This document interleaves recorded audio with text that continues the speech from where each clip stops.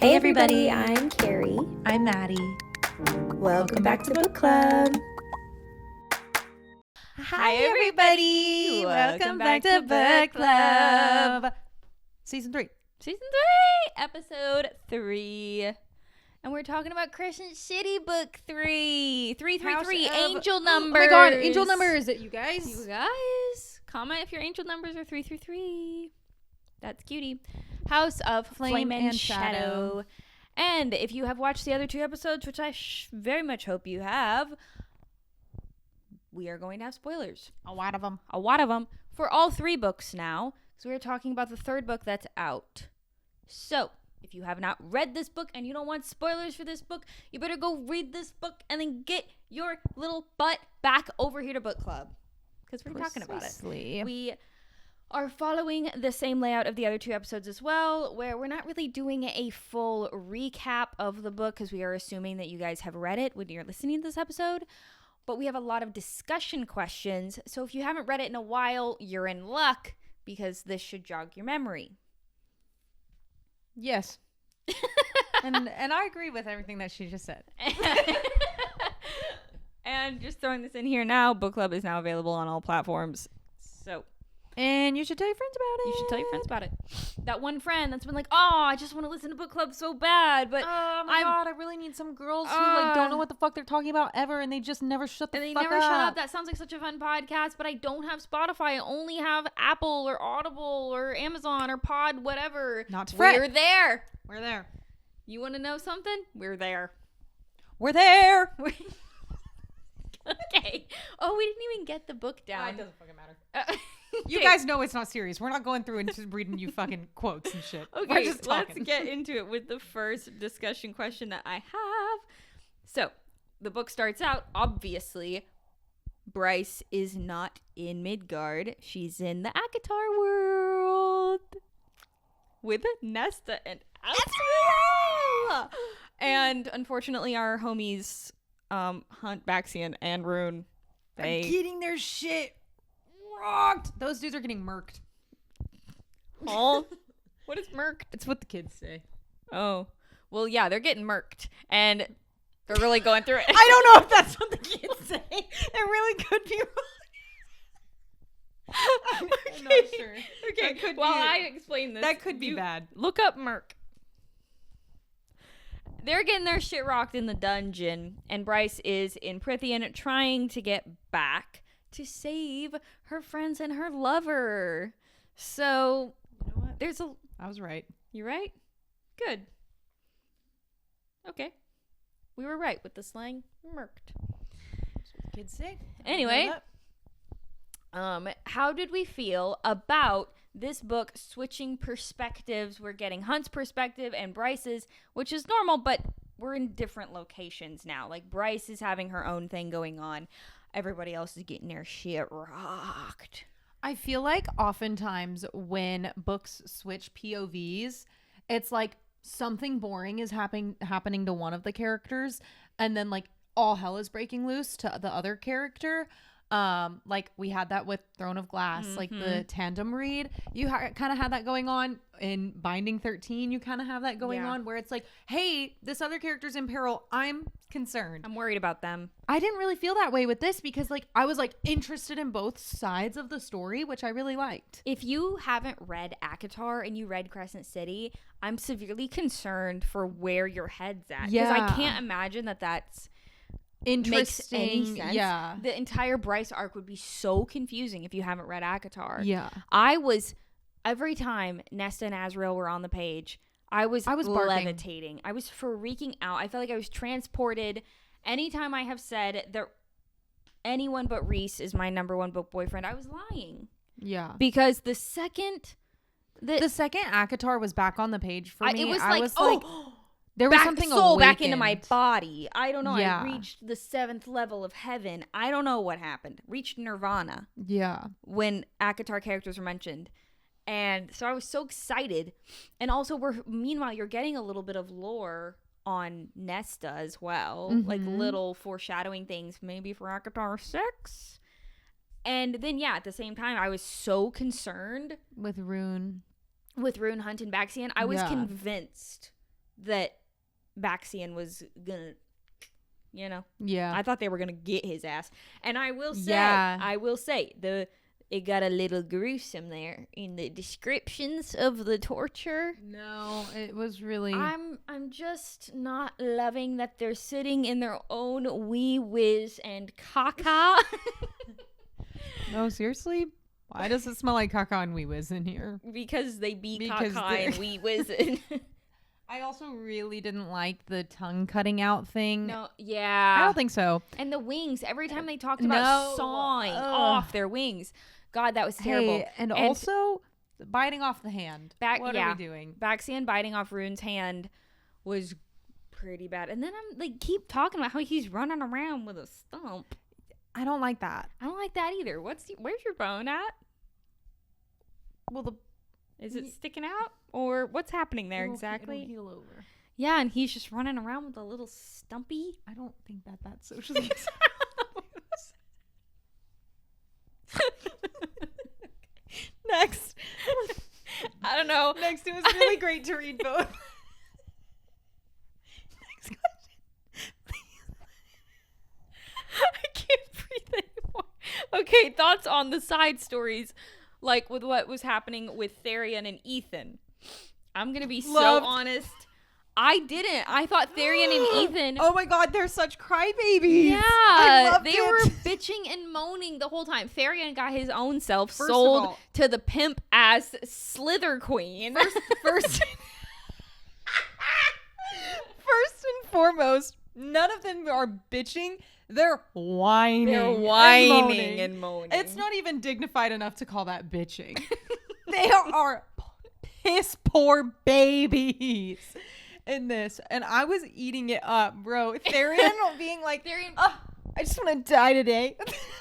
Give me your arm. I'm gonna drink some poison drugs from your arm. No, that was so funny to me. And he's just getting his shit rocked. What has happened with that dragon girl? The dragon girl? That's crazy. A cliffhanger. We don't know what's happening. We also still don't know what happened with the Death Eater wolf bitch. Yeah, though she's weird for sure. And that's another, like, she was kind of annoying. Ethan, I didn't care about her. With Ethan this whole time, like, in the second book and the third book, I was like, Ethan, could you get a grip on yourself? You've got no confidence. Bro, he was a fucking Everyone loser. is telling him left, right, and center, be the alpha. Also, like, that girl, like, very obviously flirting with him, being like, I think you should be alpha, Ethan. No, that sweetie little girl. And Ethan's like, what? And he's like, she smells like strawberries, but I have to leave. You like her if she smells like strawberries to you. I think that means you like her. Yeah. And I just, the main dude was like, you could be the alpha. And the Slither Queen is like, you can be the alpha. And he's like, nobody likes and then Sabine. When he finally becomes the alpha, he's like, huh? No. I'm the alpha?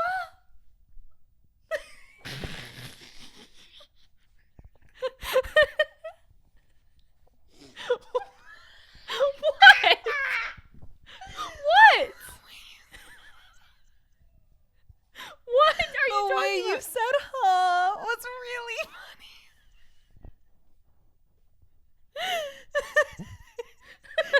Sorry. Next question. Also, the Slither Queen's outfits, the Snake Queen. The what is Viper Queen? Yeah. Wait, no, the Meat City Queen. Not Meat City. The meat market. Whatever. The meat market. It's the Viper Queen. She's not a queen. Yeah, isn't it the Viper Queen? I don't know. The Viper Pimp rolling up in her low rider. What were you calling her? The Slither Queen. With her, I'm not shitting you, a real outfit she puts on. Her fucking Reeboks and the straps. Her boots with the fur for real. Bro, I love her. I'm sorry. No. I loved every part of this book. There wasn't a single part that I didn't enjoy. Oh, I was having a great time. The weird side arc with Therian marrying that shitty sister, and the brother's like, no, bro, she sucks. and Therian's like, I'm married. He's like, well, I had to do something, right? I needed to marry this random girl. Because this whole time I've been a big, fat, fucking loser. I've been a big loser, guys. I really had to do something to make myself feel better. I'm going to marry your sister. I had to save your sister. And even the brother is like, bro, don't. She Fucking sucks. Meanwhile, 5 minutes later, they kill all the people in charge anyways. Yeah, she didn't have to marry anyone. She didn't have to do and shit. then, mind you, Therian and his little side quest brigade, who is outcast by the Slither Queen and by the River Queen, and now he's done pissed off the Ocean Queen. He's pissing everyone off to the point where everybody's like, Therian, could you do something right? Anything? At the very least, go get Lydia when if she's fallen from the cliff. And he's like, what do you mean? And they're like, Therian, please get it together. Something. Get it together. Yeah. And he takes his newlywed weird child bride to the River Queen to confront his ex-fiance just to be like, hey, can you let some refugees here? Meanwhile, I brought my wife. Ex-fiance's throwing herself on the floor, temper tantrum. Yeah, freaking out. And she's like, her over me? Are you fucking serious, Rena? That's how I imagine she talks. I don't know. Yeah, and it was so unnecessary. She's just giving so bratty to bring this girl, and he's like, I'm bringing her. Well, it's my wife. This is my wife. We don't know anything about each other, but this is my wife. This is my wife. I chose her. Picked her 1 out of 1. There was a lineup right there. There was one person. I picked her. One person, and that's now my wife. And so she's thank my you so wife. much. And took her and I ran. And mind you, then they get back to the Viper Queen in the meat market with the girl, and one of the meat market, the Slither Queen's like butch bodyguard dudes, is his random wife's ex-boyfriend. Oh my god, yeah. And then she's like, oh my god, I need to And she's talk like, to I him. have to go save him. Bye, Therian. Yeah, I kind of forgot about that. It was right at the end, and it's one of those things where I'm like, what is this arc that's happening? And it's, it's only the third book. Who cares? Gonna eat it up, I'll tell you I right was now. eating, I love Therian as a character, but there were certain parts where I was flying through this book. I read this book very quickly in comparison to how I read the other two. And I was still having a great time. I think it's the best book of the 3, but there were parts where I felt like I personally am close friends with these characters. Yes. And I was like, Therian, my guy. And I'm going to touch on you when I say this. What is What the happening? fuck? Where is your dick? Would you act like a man, please? He can't. He can't. Too busy being a fish. Yeah. He was having very beta fish behavior in Yeah. And Ethan Like, is just you know when- clueless. you know Ethan when- is just stupid and clueless. You know when beta fish, like when they're in jars and they're next to each other and they just ram themselves They into the start glass fighting. and fucking die because they're mad that another beta fish is there? Yeah. That's kind of what Therian was giving this whole book, but in like a really funny way. Yeah, in like really funny way. He's still charming, but then you start to realize like, hey, Therian, could you please do something right? He's there. Ethan and Therian were big fat crybabies this whole Mhm. book. I thought This it was whole bit. fucking hilarious, but So, speaking of hilarious, thoughts on when we finally get some spice between Bryce and Hunt? ooh, and he's electrocuting her pussy with his tongue. Yeah. He's electrocuting her everything. Mm-hmm. He's putting lightning all through her body. Lightning McQueen. He Ka-chow. is Lightning McQueen. Hunt is Lightning McQueen, and Bryce is, I don't know, a gas pump. Oh my god, you think she's topping him? Honestly, probably. Let's be honest, guys. Do we think Bryce is pegging Hunt? That's the question for all the people who I want to think know. we all know the answer is yes. Oh my god, you think? Oh, I think for sure. I think he was way too intrigued by her little vibrator. Oh, you know? And Yeah, and I they can keep see making jokes about Jerry Jubilee. or Jelly Jubilee. Jelly Jubilee, which is a unicorn. I don't know. He's got a thing for horns. Okay. I love this route that you're taking. Wow. Really fucking I also think it is so bizarre that the first time that they hook up or like fully have sex, they teleport. Why did they do that? Remember, they're on No. the ship and they're finally. Oh, and then they end up in the planetarium room. Yeah. What the hell? I don't know. Not sure. That was a weird thing that happened. They for winnowed? But don't Feyre and Rhys winnow when they be fucking? I always took that as like, oh, it was an intentional, like Rhys wanted them to go there. And Aelin and Rowan also do it, no? I don't think When so. they winnow to the beach? and fuck? Or is that like a shield that's around them? I think it's a shield thing that's around them. Yeah, okay. But yeah, no, I just think that the next time they have sex a couple times, and then like the first time that's like, oh, they have a chance to have like normal sex is right at the end of the book, and she's like, or maybe not at the end, she has to go into her new job place. It's like a museum of some kind. And Hunt's like, I'll go with you. Oh, on the desk. On the desk, in the middle of the bookshelves. Yeah. This is like the first time they have had a chance to like really get down and dirty. And it's like, she has a penthouse. Take her to your penthouse and freak it. Why? You're not in the library. They're very adventurous.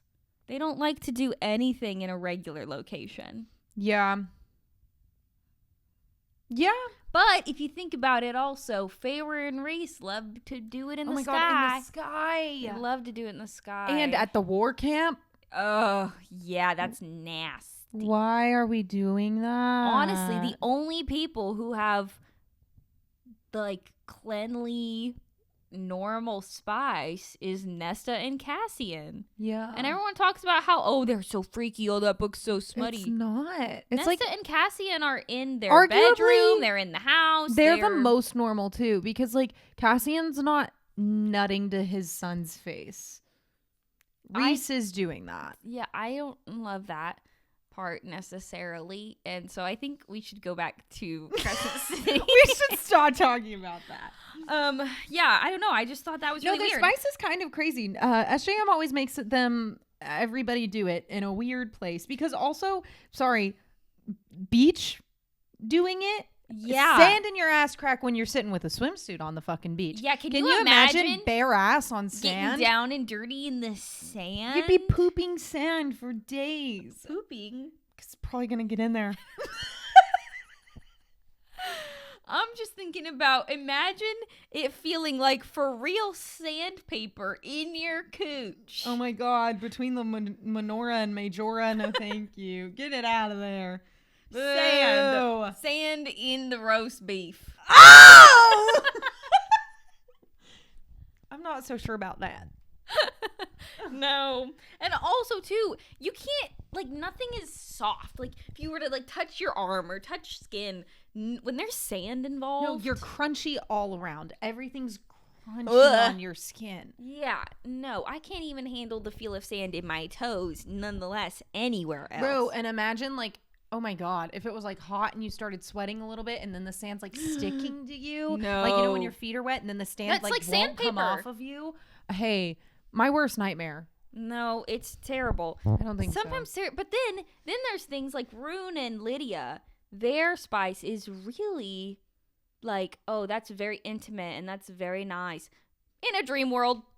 And then we also get fun stuff like, oh, here's Dorian being a girl. Yeah. I feel like Sarah J. Maas writes spice and her editors are cowards. And it's always like the main people are doing some weird shit. Mm-hmm.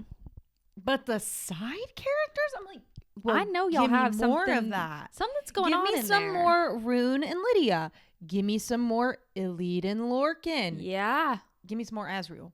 Give me everything Give me everything got. Asriel. Holy shit, dog. No, when him in this book. Oh, I got a new crater in my head. What are you talking about? You know the lumps that I have on my skull? I found a new one. Okay. I'll show you after. Okay. Anyway, next question. Asriel. Pot. Smash. Okay. Speaking of Lydia, how did we feel about her being a mama? The mama reveal. She wakes up and she goes to find her children. I don't like that you're saying mama. Something about it is not sitting right with me. I didn't mind the entire... I didn't mind. You know, actually, I think I prefer don't give me a pregnancy trope. If they're going to have kids, make them 6. At least. 6 or older. And you know what I did like too? They just have kids. Lydia had children. And I feel like a really common arc is like you have these badass, incredible female characters that are like, my dream is to settle down and be a mother. and never use my powers or strength ever again. And Lydia, obviously she was put in a bad situation in having these children. However, she has what I see as like, badass mama bear energy without being a boy mom. And 2, she's just as badass. She obviously was in a bad situation, which is why she had to make so many of those decisions. Yeah. Who knows what she would have been like had that not been the case. But for the most part, she was able to still be an incredible soldier, an witty, badass character. She didn't take all of her wit and jokes and just fly out the window. Like, she kept her, like, kind of spark, I guess, and was still like, these are my kids. I'm going to bat for them. Yeah. I think it also speaks to the kind of situations that you get yourself into when you have an oppressive government and you have to have children, and then those children get put in really shit positions and because you're not able to raise your kids in a safe environment because your government is trying to kill you. Yep. And not great. And Lydia's fucking cool. Yeah. I want more of Lydia. She treated Rune when Rune was a complete dick to her.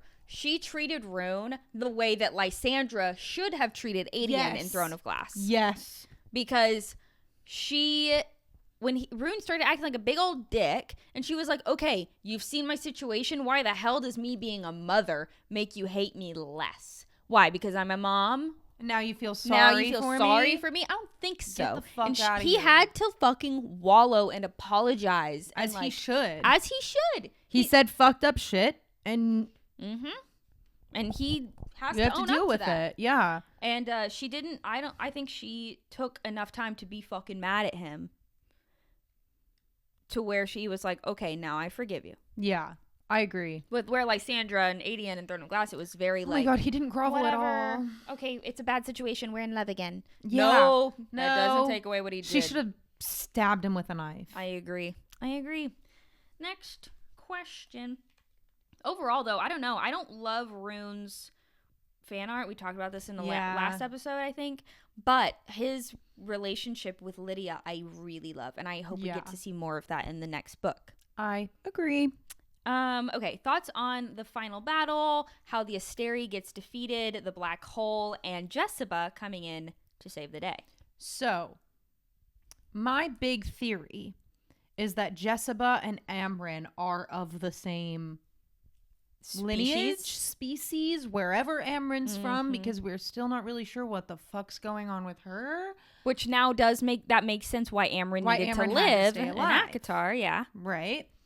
And I think that her and Amren are going to be, I mean, obviously we don't get Jessica back. Yeah. But like, I think a lot of, like, Jessica left basically all of her knowledge and her whole entire library to Bryce. And I think Amren is going to need in that library. I think they're going to need to come to Midgard and do something in that library that Jessica had. I agree. Actually, that makes so much sense. Like, 'cause I was like, oh, why would there? Obviously, I think there's going to be more crossover in the next Crescent City books. I think in the next ACOTAR book.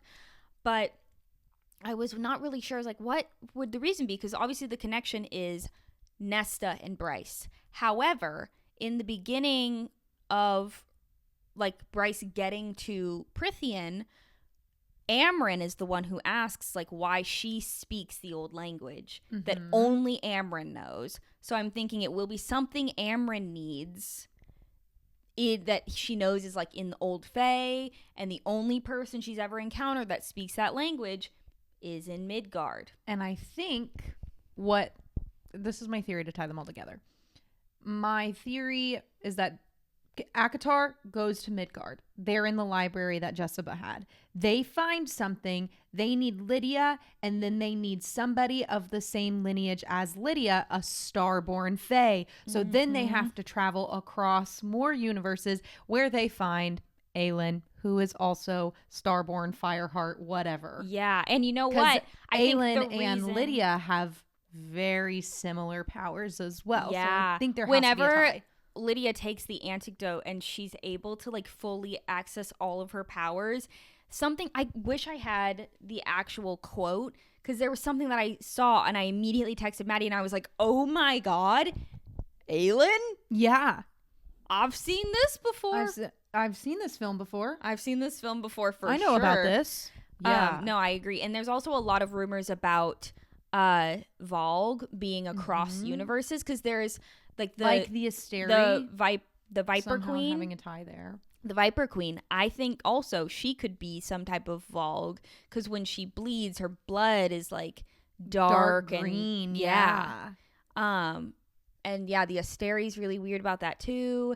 And like Rune and Reese having some relation. Yes, Rune and Reen they definitely have relation. Do you say Reen? I think I did. What just came out of my mouth? I'm not exactly sure. Who's that? Anyway, I know. I think that's going to be crazy. The one thing I didn't like about the ending I loved the whole ending, really.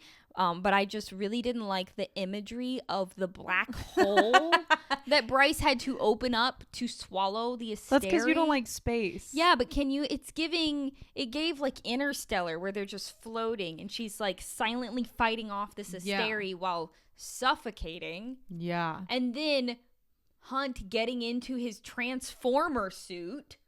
Yeah. And blasting through space. All I can see is that fucking episode of Rick and Morty where Rick and Morty are in space and Morty's like, there's snakes in space? And Rick goes, there's literally fucking everything in space, Morty. And they're in these little power suits. Yeah, that's basically what I'm picturing. I'm also picturing maybe there's like a machine thing that they have to get into. I'm thinking Spy Kids. I've not seen Spy Kids except for the meatball head guy. Oh, well, the meatball head guy. Yeah. I don't know who you're talking about. The meatball guy. But guys, everybody knows what I'm talking about. No. Comment if you know what the meatball guy is from Spy Kids. The bookshelf earthquake struck in Chicago today. Yeah, I didn't love the whole black hole situation. I didn't love that Hunt had to zoom into space, rocket ship style, little Einstein style, to get her and bring her back. Zooming through the sky, little Einsteins. That was Hunt for real. No, yeah, it was. I didn't love that. But I thought the way that Jessica gave her soul and like kind of pulled one over on the princes of hell who cursed her with that life, and they were like, you can't give your curse away, and she's like, yes, I can. I think I'm gonna. I think I'm going to. And just and you know, she gets to see, Bryce is in the afterlife. She gets to see Danica and the pack of wolves or the pack of devils, and they're not in the fuck ass bone quarter anymore because he got killed. Thank you, Hypaxia. You finally did something helpful instead of raising demons from the dead. Hey, it wasn't all Hypaxia's fault. She just kept doing what people were asking of her. She got and so it was passive, though. But it was Ethan's fucking bitch-ass fault for being a fucking loser and crybaby whiny boy. For sure. But at the same time, even Jessica... Hypaxia did so much. What are you talking about? She made the anecdote? Yes, the anecdote she got in clutch with. But it was until she was like, fuck, okay, I'm getting this anecdote. Because every time Ethan... Also, the demon tried to attack her and Bryce. Yeah, she doesn't do much. Bryce gets the demons. She doesn't do much to fight back. I don't know. I really like Hypaxia. I'm a Hypaxia defender, apparently. There were parts of it where even Jessica was like, get a grip. Do not raise this girl from the dead. And she's like, I think I can do it. And we're like, hey, remember what fucking happened last time? Don't do that. Yeah. You know what? She does everything that she does I love, except for continuing to try to raise people from the dead. Can we just, and at the end that doesn't even come through for her, because the dead things that get raised are done with the mask. They talk about being raised from the dead a lot, but Hypaxia kind of always fucks it up a little bit. I am actually not remembering most of this that you've been talking about, so I'm just gonna have to take your word for it, I guess. Okay. Well, if you're listening, let me know what you think of Hypaxia, because my co-host doesn't know shit about the book we're talking about. What do you want from me? I read it so long ago. It's been 3 weeks. It's been a month. I finished them before Christmas Eve. Last question. What do you think we already kind of talked about our predictions for the next book, which is the first part of it. But as far as Midgard goes, who do you think's going to be the new op? The Asteri are gone. Now Bryce has abolished the royal courts, which, like, seems like she kind of just got on the intercom and was like, boop. Excuse me, all of Midgard, thank you so much. You're all fired. Go home now. Thanks. I decree. She didn't do that for all of Midgard. She did that for all of the Fae. Like, no, she did for all the royal houses. Or was it just... Oh, okay, she's only queen of the Fae. Yeah. So she did it for the Fae, yeah. Yeah. And I feel like the problem with that is that people are going to get pissed off. Yeah, I don't think it's going to be as easy as just saying, no, you don't get to rule anymore. Thank you so much. Yeah. I feel like there's going to be some backlash. I also just feel like the Asteri are not gone. And I do feel like the Asteri tie back into the Vogue. Somehow, some way. I don't know. I really don't know. But there has to be more interstellar, intergalacticness. I think there problems. does too, but I feel like the Asteri are gone. However... Because, like, what do you think the next problem in ACOTAR is going to be? It has to be something bigger because we've already dealt with, like... No, you're right. And we haven't, I don't know. There's, like, the whole continent of the map of Prithian that we haven't gotten to. Imagine that, like, I don't know, imagine that fucking Aelin and ACOTAR aren't even in different timelines. They're just across continents. Yeah. Who's to say? Probably people who are going to comment, actually, canonically. And what I say to that is, shove it up your ass. Says something that makes absolutely zero sense. Shove it up your ass. Says something that is not right. Just straight talking from my ass. Then you can shove that right up yours.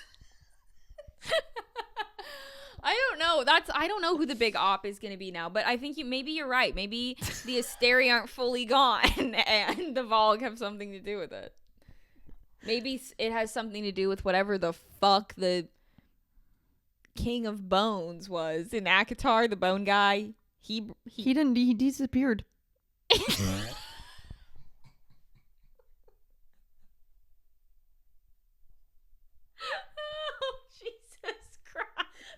Why I said it like that. He disappeared. Did he not? No, he got his head cut off. Carver. Oh! Yeah, he gets his head cut off and then they hold it up. What? I'm pretty sure. That is Nesta with the little Kelpie guy. No, she holds up his head too. When she kills him. With wee whiz on her leg. Yeah, after Nesta wee whiz is on her leg. But that's ACOTAR stuff. In Crescent City, though, I don't know how they're gonna continue, because it could be this, and this would be if it was bad, which it won't be because it's Sarah J. Maas. If it's just like weird political stuff, like a Tower of Dawn situation. Oh my god, Tower of Dawn was so boring. I ended up not hating it. I did like it. I would have, though, had I not read Tower of Dawn. Had I not done the tandem read, I would have hated Tower of Dawn. We have a friend in our book club who calls the book Tower of Doom because she hated reading it so much. Yeah. I don't know. I think who's to say? I'm very interested to see how many books there's going to be before it ties into, like, the whole everyone Maas-verse in one location. Like, final. Yeah. I cannot imagine how this universe is going to end. I cannot either. I don't know how many books there are going to be total. I hope she doesn't stop writing ever. Because I need it in my soul. I need more Sarah J. Maas in my soul. Yeah, I agree. It's important to me and my well-being. I agree. And in 5 years, when things have capped off and we all have answers, we're going to come back and watch this and realize how fucking stupid we are. Yeah. But that's, the perk of growing up. You get to look back and cringe at yourself over and over and over and over again and never settle with it. Yeah. Live in a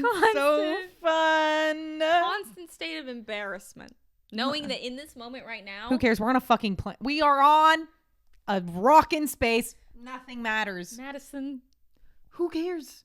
What's going to happen? Is somebody going to shoot you for being cringe? No. No, that's so true. Be but alive, just who knowing cares? in this moment right now, I don't feel cringe. In 5 years, I'm going to look back at this clip and I'm going to think, I'm going to laugh. God, you're cringy in a really funny haha way, because I will continue to be cringe. Yeah. I don't think, honestly, we used to be more cringe. You're so right. You know, And if you you know ever what? are Everything's embarrassed, only getting better from here. yeah, and if you're ever embarrassed about how cringe you are at 25, think about how cringe you were at 17. And then think about 15. how cringe you were at 13. That's only if you're terrible brave. age. That's only if you're brave. 15? Bad. You know, whatever. So who cares? Who cares? Be cringe. And be cringe on the internet. I did love it, though. I gave this book 6 stars. This I whole gave series 6 stars. I would shove it down my throat, shit it out, and eat the shit. That's how much I love this series. It's so good. You know what? One of Hell my- yeah. Yeah. I stand with you. I'll stand with anything you say.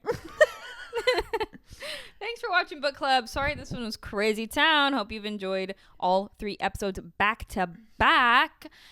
And we'll see you in 2 weeks because we're not coming back next week. we'll see you in 2 weeks. And it's going to be a really, really fun one. Here's a hint. Catch up on Bridgerton. Lady Whistle Down. Catch up on your Lady Whistledown drama. And make sure to follow us on Instagram and subscribe on YouTube. Subscribe to our booktube where we have fun little videos that we do outside of the podcast. Join our book club on Fable. We'll be doing separate books over there, not attached to any of the shit we're talking about on this podcast. So it's a little extra something just for you. Now, see you at book club in 2 weeks, everywhere you That's get your really good. podcasts. This is good. Thank you. I have nothing Love to ya. add. I agree with her. Love you. Shit. No, come back. Oh my God. Trying to make a Stop. heart. Love ya. Love ya. See you in 2 Bye. weeks.